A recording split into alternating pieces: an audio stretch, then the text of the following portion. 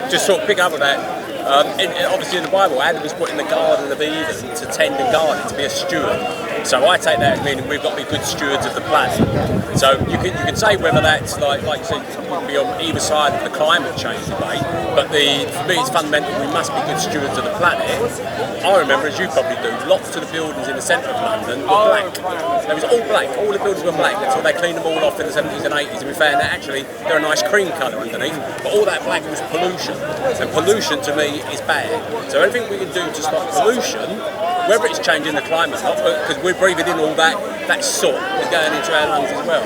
So to be good stewards of the planet, I think means we should reduce our pollution production. All these plastics we're putting into the oceans, it's just bad stewardship. That's very true. Yeah, clean air, clean waters. Yeah. Conserving wildlife. That's what God gave us. That's what we should be taking care of. Oh, you're absolutely right.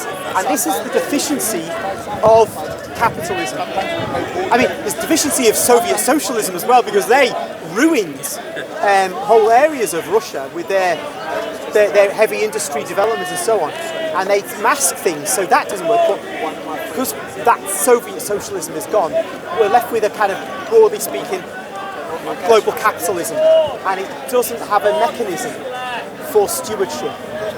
But Catholicism never said yes to unbridled capitalism. If you read Rerum, Novarum, Pope Leo XIII, I think 1891 encyclical, it was about, for example, look at, you don't have a free market in wages, because a man should be able to go out to work, earn enough to support him, his wife and the kids. Because the great problem was women going out to work, and that was a moral danger, and kids going out to work, which is a moral and a physical danger. So the Pope spoke about a living wage, or no, a just wage that a man needs, and that cuts under free market capitalism in labour.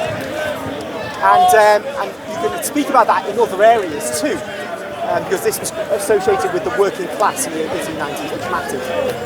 Pope John Paul II in Centesimus Anno, in about 1991 I think it was, which is just the 100th anniversary of Rerum Novarum, he spoke against unbridled capitalism, which Americans were a bit unhappy with because it was like seen as being aimed at them. Whereas in Europe we had more of a social democratic system. So I think that we have to really think about stewardship, but I'm a kind of like, as I said to when Michael was there, that economic nationalist.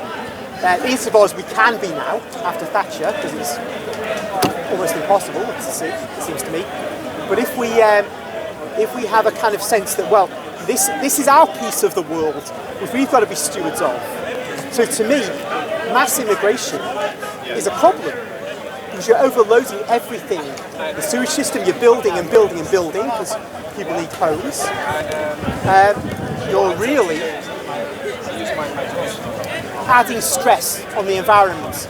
We need lots of green open spaces in Britain.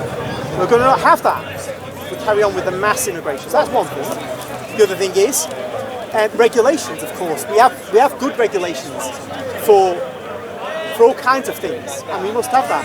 And sometimes you need more. I mean, Donald Trump doesn't like that. I bless him for many things, but he's on the other side from what I think would be an appropriate position for a Catholic leader to have in some ways. So yeah, totally with you on that.